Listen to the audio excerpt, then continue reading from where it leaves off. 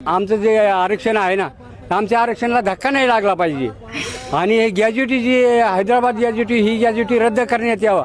आणि तो जरांगे काही उठतो सुटतो, आमच्या आजोबासारखे येतं.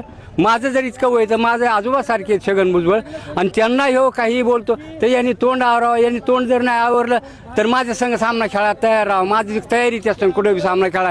आणि त्यांनी वाचटवाणी बोलू नये आणि जातीवाद पेटू नये. जातीवाद पेटला तर माझं वय इतकं तर वाघ हा शेण खात नाही, तो शिकार करून गोसच खातो तो. तर माझं इतकं वय झालं तरी त्या जरांग्या जर इथून पुढे वाईट बोलला आमच्या ओबीसी वाल्याला तर आम्ही सुट्टी देणार नाहीत. बाबा नमस्कार. काय असतं माहिती का, माणसं भावनाच्या भारामध्ये काहीही बोलून जातात. या बाबाचं म्हणणं असं आहे की आमच्या आरक्षणाला धक्का लागता कामा नये. कधी लागला बाबा धक्का? पहिल्यांदा 29 जाती घातल्या तेव्हा नाही लागला धक्का, नंतर 15 घातल्या तेव्हा पण नाही लागला. मराठ्यांनी आरक्षण मागितलं की तुमचं आरक्षण धोक्यात, आणि बाबा आपल्या तोंडामध्ये दात नाही हो.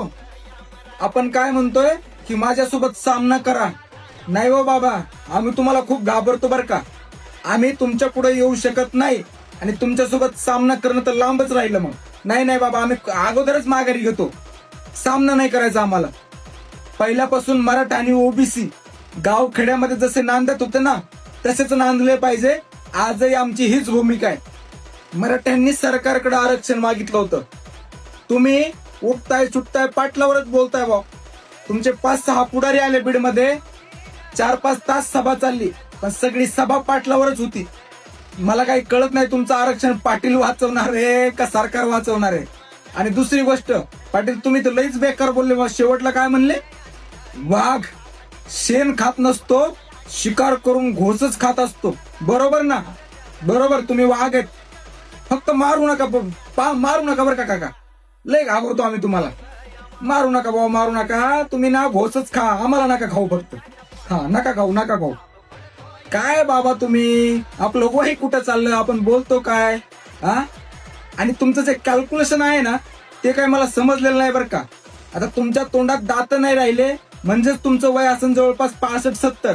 आता तुम्ही म्हणले की भुजबळ साहेब माझ्या आजोबाच्या वयाचे.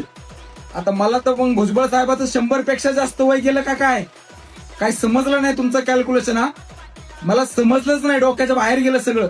बाबा जरा थोडा विचार करून बोला, कारण आपण पहिल्यापासून एकत्र राहिलो तर आपल्याला एकत्र राहायचंय है ना. थोडं फक्त भानावर डोकं ठेवा आणि मग बोला. जरांगेंनी नाही जातीवाद पेटवला, आणि जातीवाद कोण पेटवतंय ना, दिसतंय तुमच्या वाक्यातून. माझ्याशी सामना करा. नाही, सामना नाही करू शकत आम्ही तुमच्यासोबत. रामकृष्ण हरी बाबा.